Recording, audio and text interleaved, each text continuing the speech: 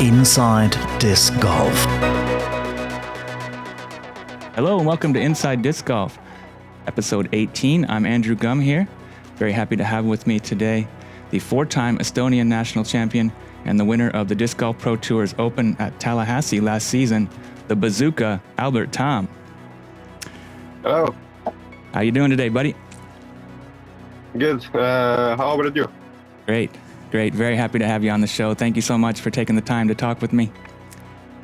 I know you got a lot going on out there in California, and just really happy to get to speak with you. Yeah, it's kind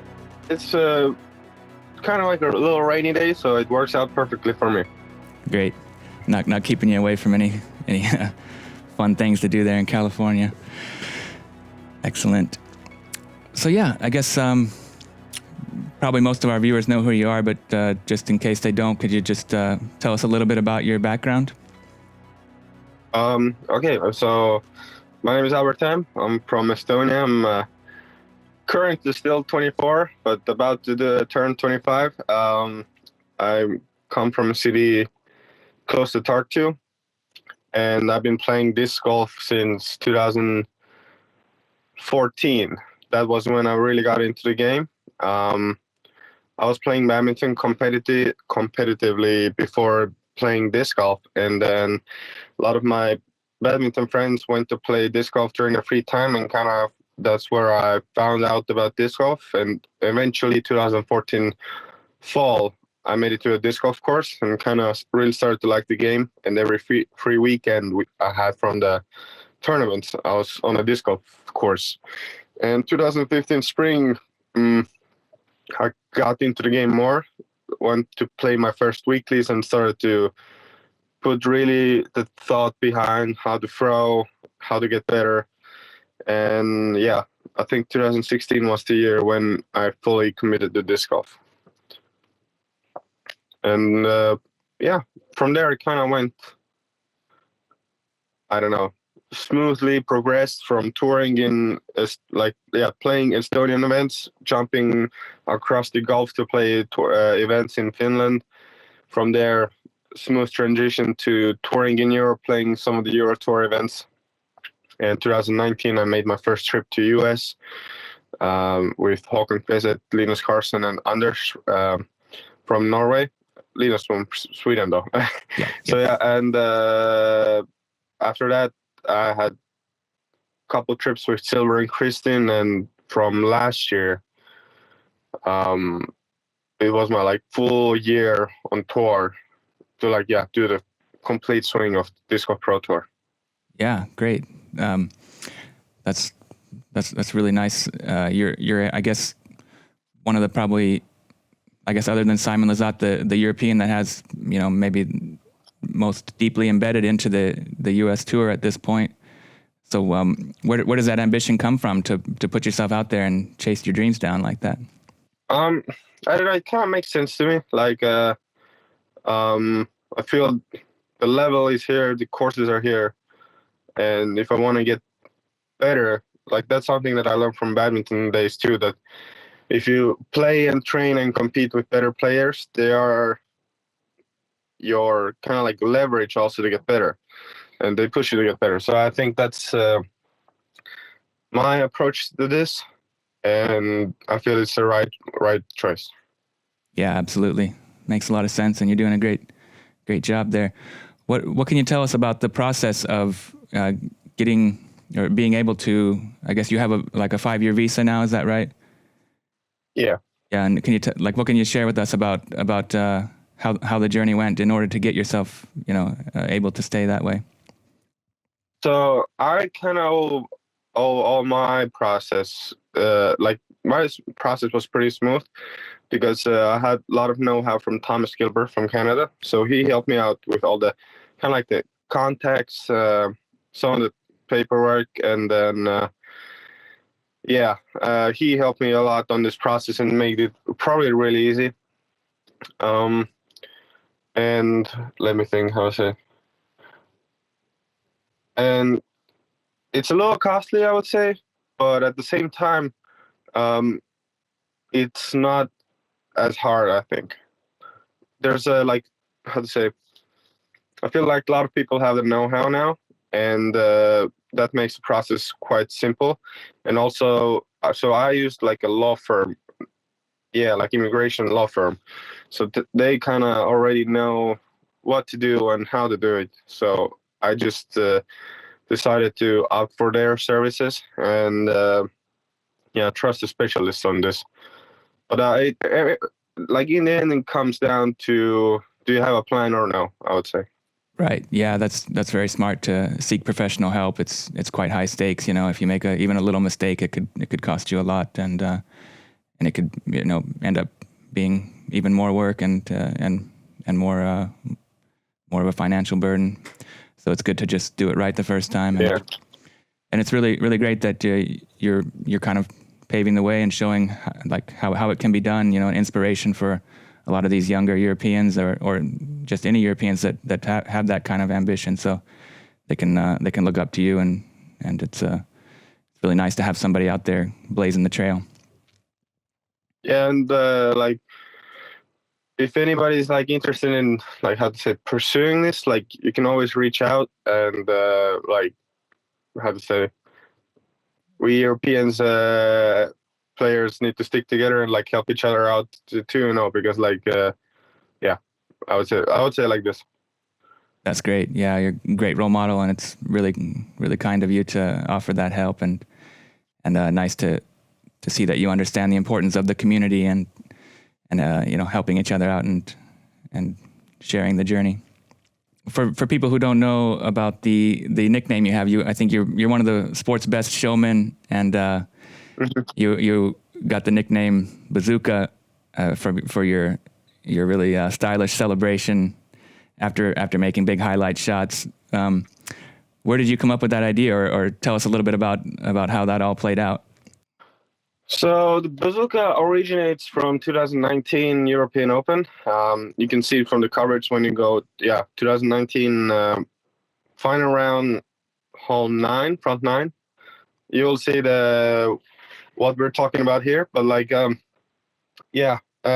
so during a third round, or even like maybe before that, I got an idea that like whenever we make some sort of a putt or bigger putt, we just do like a wave or something. Like it's like how to say, when I'm as a spectator, I want to see something like extraordinary, something like different.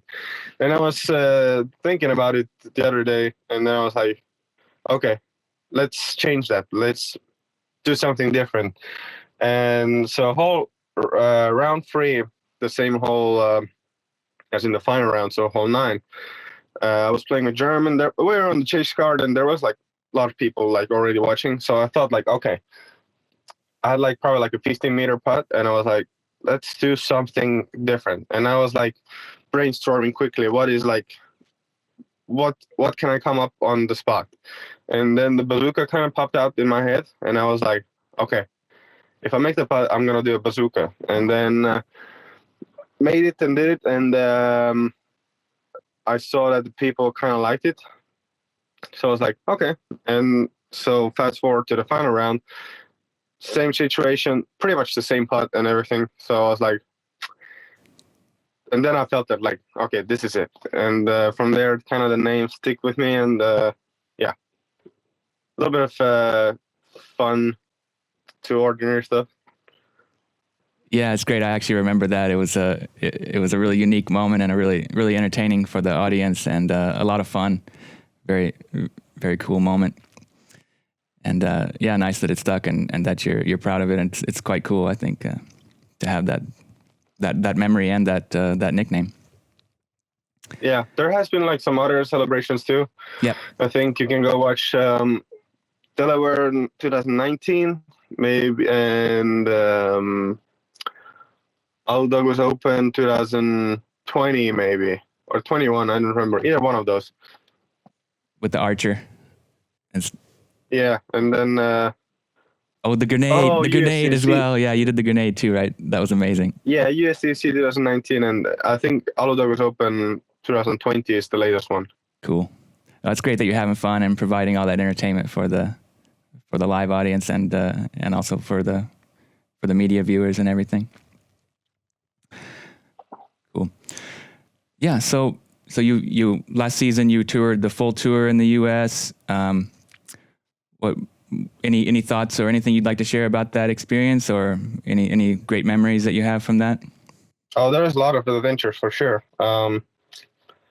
Yeah. I think one thing that maybe isn't really talked about is learning how to tour, especially like if you have like a van, car, or rig. I would say that's something that you have to learn on the go. Because yeah, some of the challenges are like some of the situations just pop up like in a at the right time, but they're not the right thing to pop up at that time though. So those challenges are kind of test your ability to be flexible, and I think that's the most important thing when touring.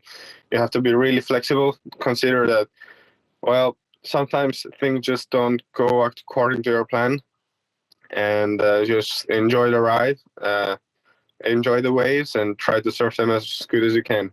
Yeah, it definitely requires a really high level of adaptability and calm confidence in order to deal with anything that comes up. And yeah, and the distances are quite long, so you have to have it planned out a little bit about how you're going to get where, and make sure that your body's rested and you have time for practice and everything like that.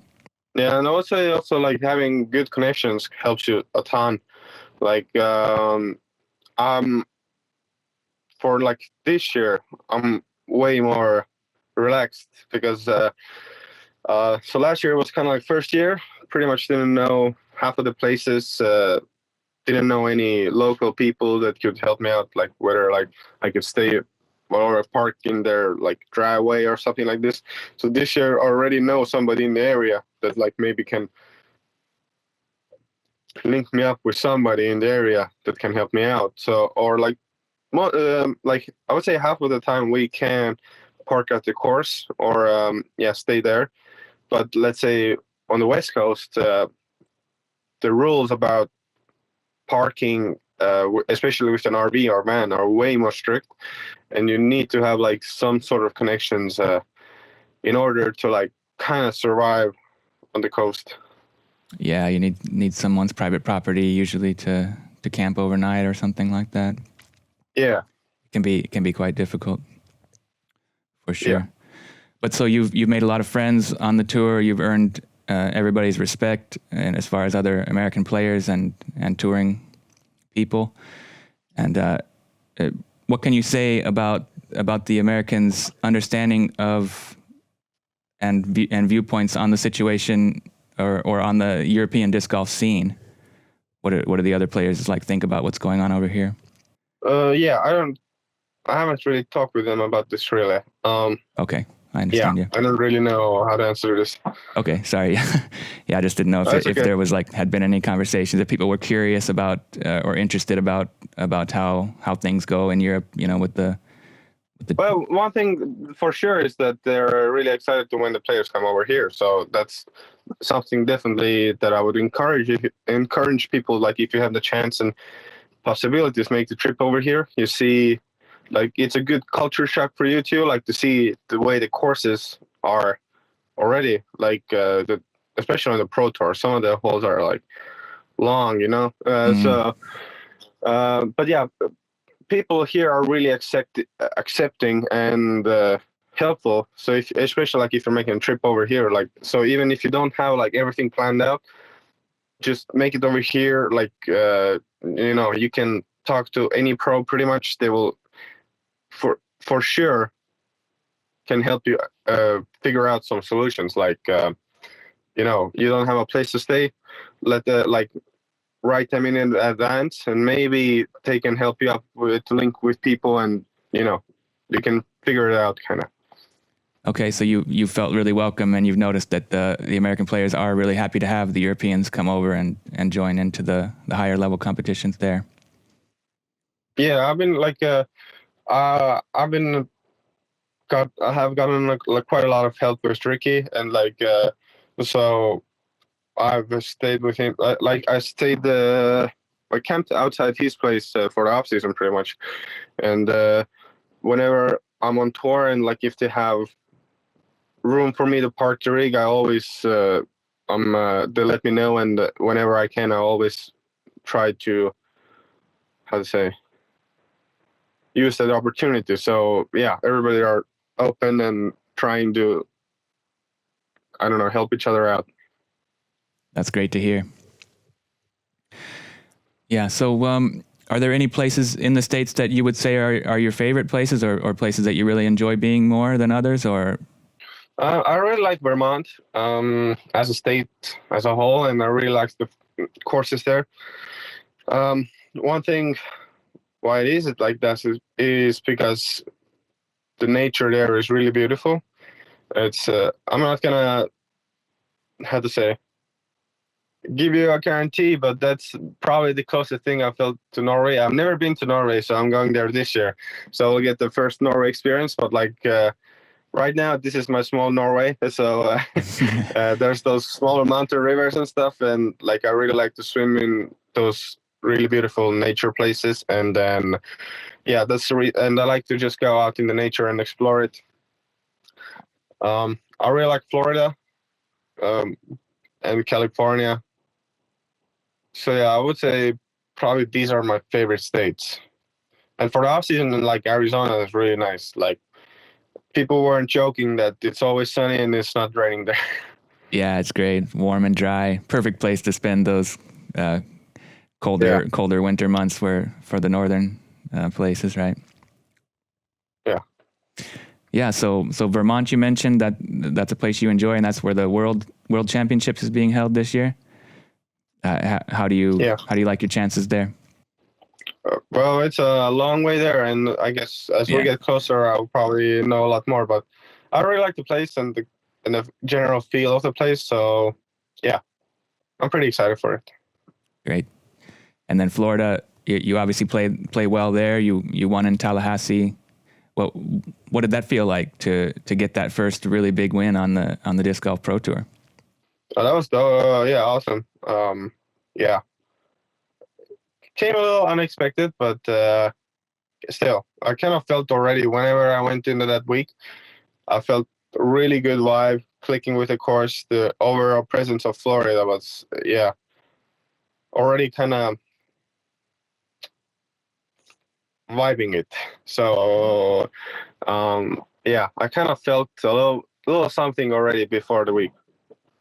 Right. So you were in your element there and able to perform at the highest level there and take down some really great players. And so yeah, big congrats on that win. Yeah, thank you. Tallahassee's kind of neat. It's not like what most people think of Florida. It's a little bit more in the northern part of the state. So there is some topography and some pretty cool forest there in Tom Brown Park, right? Yeah, I would say that was probably one of the more fun parks or like courses I remember playing last year. Like it was challenging, but at the same time it was really fun to play. The shots were fun, and yeah, the overall feel of the course was good.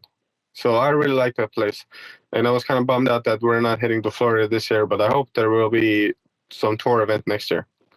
Yeah, I was disappointed as well. That was one of the more enjoyable courses for viewers as well. I think the layout was really great, and it's kind of sad to see that it's not on the tour this year, but hopefully next season it'll get back in.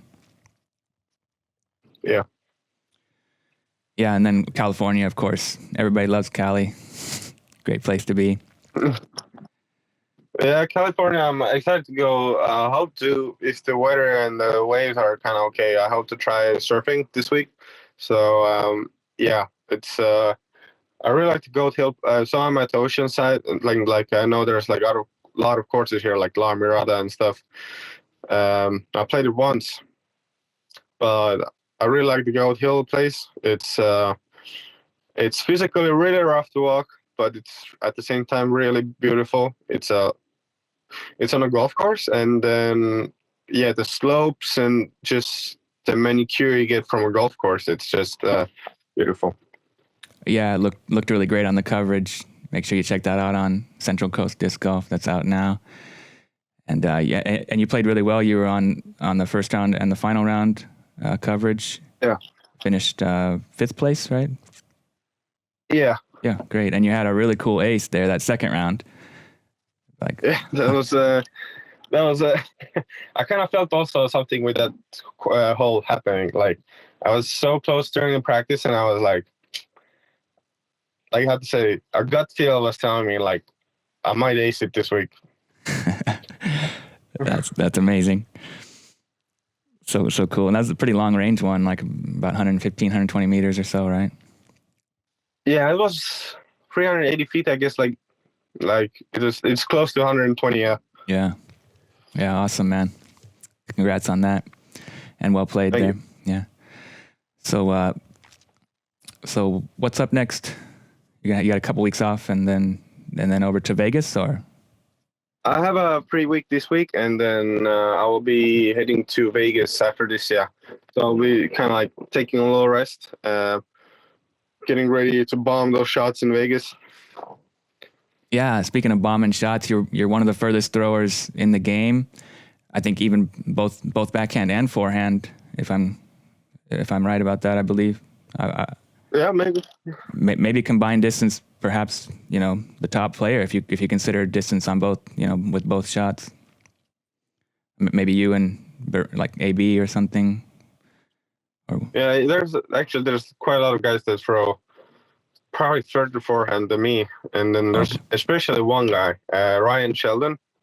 I think he has probably the longest forehand in the world. I think he has 360 forehand, so I think he has got one.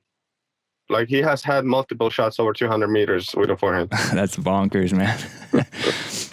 He used to be a baseball pitcher or something, and like that snap. Like, I was, we were on a Blue Ribbon Pines, and there was one hole on open field. I was probably 300 to 400 meters away, and I heard him throw off the tee, and that snap was still quite loud once it reached to me. So I can't imagine what it was on the tee. Amazing. And you had an incredible rip in the United States Disc Golf Championship distance contest recently with a really cool drone shot of it as well, right? It went over 700 feet. So, I mean, that's pretty crazy. How did that feel? I don't know. Felt okay. I kind of, funny thing with those shots is once you release them, you either know it's good or no. You kind of feel it that's right off the bat if you release it. So yeah, I kind of felt very good with this, and I was just happy that whenever I go to a distance competition, my goal is to improve my current personal best. And I bumped mine 50 feet. So the previous one was 660 feet, and then it was 710 feet now. Wow, that's quite an improvement. Big leap there. I mean, it's it comes down to did you get the technique right or no, and also the wind situations. Conditions, yeah, of course. Yeah, that's something that can play quite a bit. Sure, but it's also a lot about the timing, right? And I guess when you feel it, instantly that everything was kind of perfect about it. Yeah, it's hard to describe it, yeah, but I feel that's how it is. There's just some days that you throw far by default, and some days where you have to really work for it. Right. I guess some of it has to do about maybe the freshness of your body and. Yeah. Yeah. Okay, great. So, there's. You're going to be in Europe this year for a fair bit of the summer, 5-6 weeks or so. Is that right? Yeah, a little more than previous year. So I'll be playing the PCS Open and European Open. Then I will have a free week, I think. And then I will play 3 events in Estonia. One is the Estonian National Championships, then Other Goose Open, and then the European Championships. And the European Championships is kind of the reason why I'm a little more in the Europe in general. Yeah, that's something we're all looking forward to. That's going to be, one of the main highlights of the European Tour season, if not the most important. I mean, of course, the European Open's right up there with it, but the European Championships is something special, and it's a really sought-after title. And this year, it's hosted by your home nation there in Tallinn, Estonia. So how do you feel about having that, in your homeland? I feel good. I feel the guys who are putting the event up, they're good, and it's gonna be something to really look forward to. And I feel this is gonna set the standard. Okay, you got to, yeah. So it's going to be a really, really great spectacle and a really high level competition. Yeah. I've heard really good things about the courses they're setting up, and Estonia, disc golf is huge in Estonia. For a smaller nation, it really boasts some incredible players and great courses and a really, really awesome disc golf culture. Yeah, it's COVID was a big hit for everybody and also for us, and I feel there's a lot of people that are playing that we're not so aware of. So I hope they get the information that this kind of event is happening, and also people that have no clue about disc golf just to come out watch. I think this is the one big thing. It's happening in Tallinn. It's happening on the Song Festival grounds, which is pretty much 10 minutes from downtown. So the people show up might be pretty good. Yeah, that's really cool, and that's one of the neat things about having it in the capital city like that is that you and so centrally located, like you said, that there is potential to draw really big crowds and to bring in a lot of people that maybe aren't necessarily aware of the sport, and maybe it'll inspire them to pick up the hobby or just become fans. Yeah, one thing also, I think maybe many people don't know it, but there's happening European group stage. European Championship group stage or qualification, either one of those, I don't know, in Tallinn for women volleyball. So you can go watch disc golf during the day, go watch volleyball at the night, and there's a lot of action that week. Okay, cool. I didn't know that, but that's good to hear. So there'll be even more sports entertainment going on in the city at that time. And what would it mean to you to win a European championship in your home country? It will be pretty much the greatest honor I could ever have, I think. Great answer. Yeah. So it's something you're really looking forward to and hoping to be playing at your best there. Yeah. Who do you think are the main competitors to not worry about, but who do you think will be pushing for that title? I mean, all the top ready guys. I saw there wasn't Simon. Simon didn't have it on schedule, so he'll probably not be there. Would never know. Of course, the Finns, Niklas, Väinö, Laurie. There's a lot of Linus from Sweden. So there's a lot of good guys that have the ability and the skills to take it down. Yeah, it's going to be fierce competition, but I like your chances, and we'll be rooting for you for sure. Thank you. And there'll be live coverage available for that, so really excited about that. And also in Estonian language, I believe they'll be doing that, both English and Estonian. So. Oh, that's really cool. I didn't know this. Yep. Yeah. Do you know anybody who does commentary in Estonian? They might be looking for somebody to hire, if I understand correct. I think they made. I know some couple guys who have done it in the past, and I think they probably will go with them. Okay. Sounds good. But that's really, really cool that they'll be doing it in dual languages. Oh, that's okay. Yeah. So this European Championships taking place in Tallinn, Estonia, August 16th through 20th. That's something we're really looking forward to. Going to be some fierce competition and a lot of great media coverage and a big event taking place there. Big spectacle.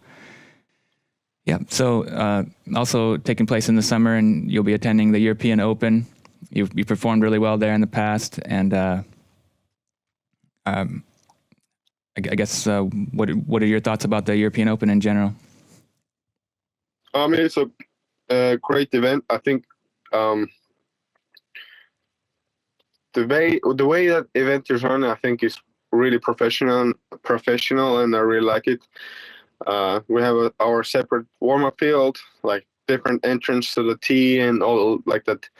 Separation between players and spectators is really good, and as the masses get bigger and bigger, which we saw last year, I think that's coming more and more important for players, and we really appreciate it. And it's gonna be cool to see how many people will show up this year, because already last year there were so many kids and youngsters that I have never seen in my life to come watch, which is really cool to see, and I hope that number will only grow. Yeah, it's a highest level of professionalism, run very well, and people in Finland and from everywhere really love it. Tons of spectators come, and the players are treated like celebrities at that point. Like, what does it feel like to be kind of swarmed by kids and to receive that kind of admiration? And I'm kind of like I have it fairly easy compared to some other guys. So, but I still really like it though. So yeah, some guys need a legit bodyguard there. yeah, like Simon and Eagle or all the. Yeah, that video, that was crazy when they were trying to get off the course, but like the kid just blocked them in pretty much. yeah, it's pretty wild. Disc golf so popular here in Finland, and yeah, the young fans are really excited about the pros coming to play. So yeah, I guess there was, it had been canceled 2 years in a row, so there was 3 years between events taking place. It was 2019, and then finally got to have it again last year. What did you notice about that? The changes that took place in that 3 years, the sport kind of exploded during the COVID era, everywhere. So did you notice a lot of growth, or? I would say, yeah, the Spectator Masters were different, and also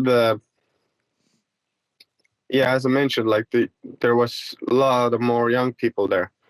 So I think that was something that stood out to me the most. And I think tournament staff did a pretty good job taking some precautions, like knowing that there will be a lot more people maybe than we expect. And I think that paid really well off. Yeah, that's great. Good to have a safe space for the players to play, but it's also nice to put on a show for everybody. Yeah. Yeah. So then you're gonna go play the Estonian National Championships, and you've won that title 4 times already. What does it feel like to be the best at something in your country, something as cool as disc golf as well? I don't know. Normal. So yeah, I don't really know. I haven't looked at it like that. Yeah, I'm just doing my thing. Just enjoying the experience and just doing the best you can. Yeah. Sounds good. That's a good way to be, and important to stay humble and always focused on the next thing, the next shot. Stay in the moment and just perform at your best level. Any thoughts about that coming Estonian National Championships? I guess you didn't play last year, right? It didn't fit into your schedule. Yeah, I didn't play. I was focused on the U.S. tour. Yep. Well, yeah, it will be definitely interesting. Probably different kind of pressure, which I'm really looking forward to see if I can tackle it or no. And yeah, I think it will be fun 4 days. Great, yeah, something to look forward to as well. A lot of good competition there. We recently had Rasmus Metsama, who's the current national champion, and Roland Kur on the show. So some really great. Yeah, it was really nice to talk to those guys. Yeah, I remember I saw a little bit of that show. Cool.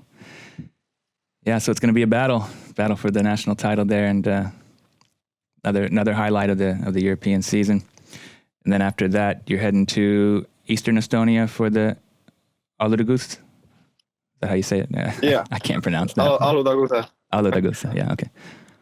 Yeah, so that will be one cool thing about that event is I think I'm not mistaken if I say it will be broadcasted on Disc Golf Network. Yep. So I think that's going to be cool to also get the word out to the US scene. And I think it's a really cool place and a good courses, and I'm really excited for that place.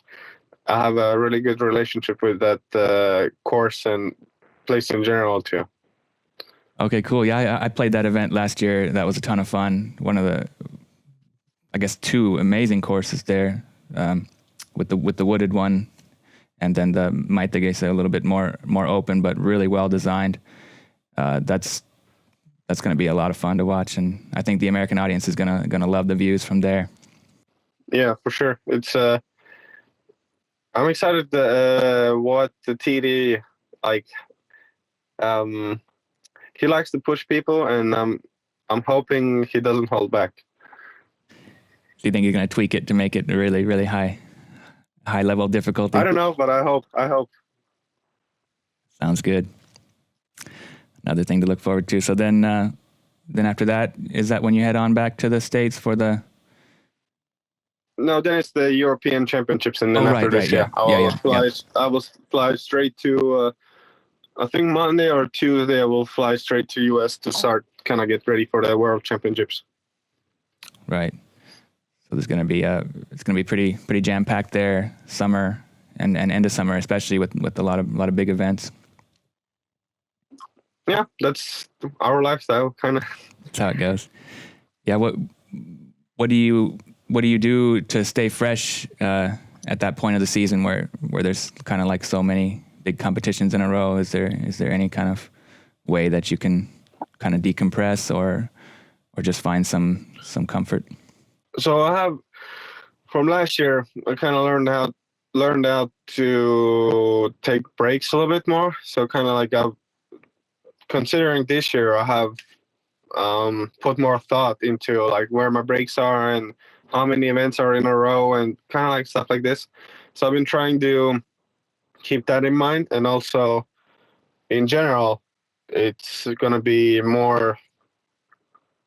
I'm not gonna put myself under too much pressure to like practice as much as I can, but more like if I feel I want to practice, I'm gonna go practice, and if sometimes the feel is not there, I might just chill out, do something that I really want to do at that moment. So that's, I feel, maybe gonna keep me more fresh throughout the season. And whenever I have a free week, then I usually try to go do something that, like, I don't know, do something of other sport, like still be active, but do something different sort of load. Go discover the nature, some land sites, some sites, go do some sightseeing. Yep. And just chill out with friends. These are kind of like, I think, the best way for me to kind of just have a good time. Yeah, sounds perfect. Not putting too much stress on your body and mind, and following your heart and listening to your body, and not really forcing anything that doesn't feel right. I think that's a really great approach to, and a good lifestyle choice in general for anybody, especially a professional disc golfer. Yeah, one thing that is true, I think, is like in the end, we have to be ready for the competition. Like sometimes it may be like this, that you just play one practice round per week for the event. If that works for you, that's great. For some people, it has to be like 2 rounds every day. So I think in the end, everybody needs to figure out what system works the best for them, and there's no other way to do it than just through trial and error a little bit. So yeah, there's a lot of different approaches, and I think it's important to find what's best for you and also works the best for you. Yep. Well said. So what, I guess, what was there any, or like, how do you feel about the different kind of the differences between the European courses and the American courses? I know it's kind of a general question, but like on tour, would you say there's like some things that tend to be different in each place, or? I would say roughly the courses are longer and more challenging. Yeah, I would say that there's now like a standard to have to survive on tour. Like you need to have like I would say at least 150 meters, some sort of a distance to be able to score. I think so. And yeah, and one thing also is people are maybe starting to realize more that because the courses are longer and we play like there's pretty much if you want to you can play event every week. People are need to find like better system how to keep their body fresh and avoid injuries, and from there also people are more looking into how to stay physically fit in order to do it. And I think that's kind of has forced players to look more into that side, and I think it's a good thing. But at the same time, I haven't played in Europe for a while, so but that's what is my first impression. What is maybe the biggest difference? Right. Yeah, that seems to be a pretty common consensus. Especially like if you go to the like ball golf courses, like they really push distances there. Yeah, it seems like it's really requiring massive power, in order to compete, in order to at least score birdies, you have to throw incredibly far on tour. And yeah, as you said, that can when it's done so often in a row, that can start to wear the body down and potentially cause, injuries. And so it does seem like the off-season training and general fitness has become a bigger part of the sport as it becomes more professional. How has your off-season training been? Do you do a lot of gym work, or what's it been like? I go during the off season. I go gym 4 times a week. So I work together with Raiko Kokman from Estonia. He's my strength and conditioning coach, and we do 4 times a week gym.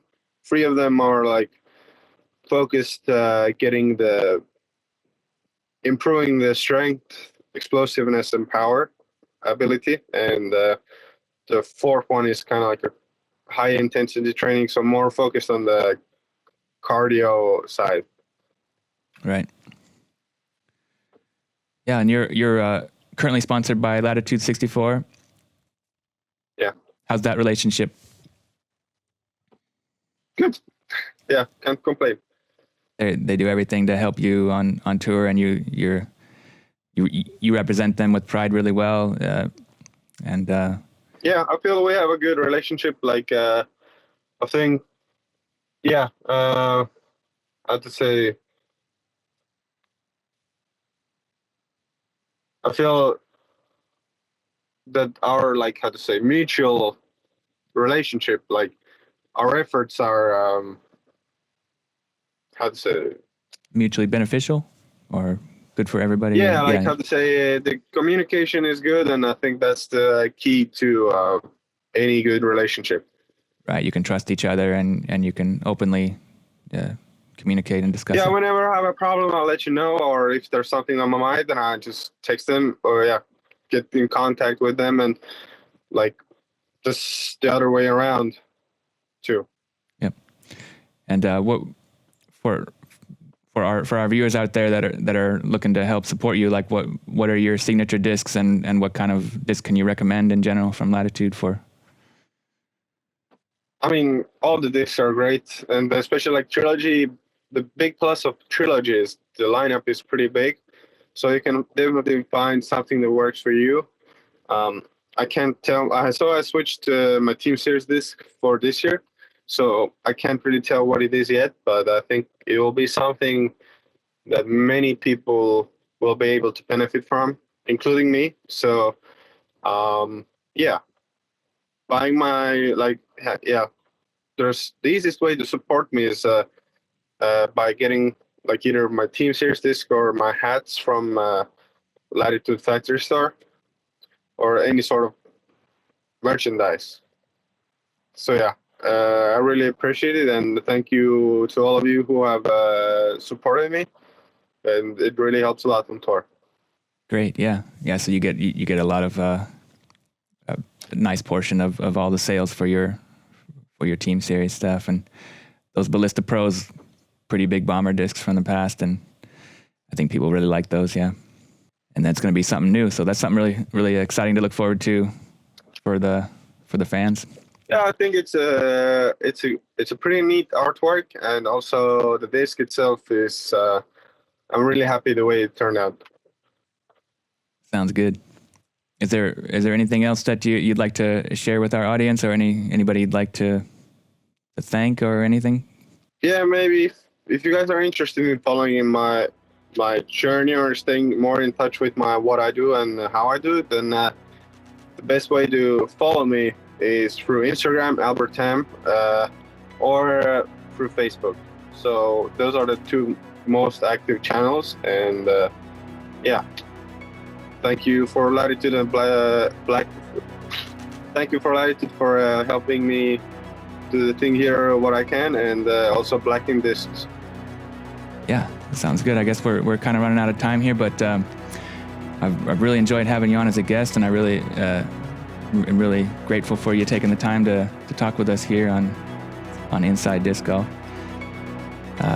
And yeah, we're really looking forward to a very exciting season. We'll be following your events there in the States on the Disc Golf Network, and then really, really looking forward to you coming doing the European stuff here.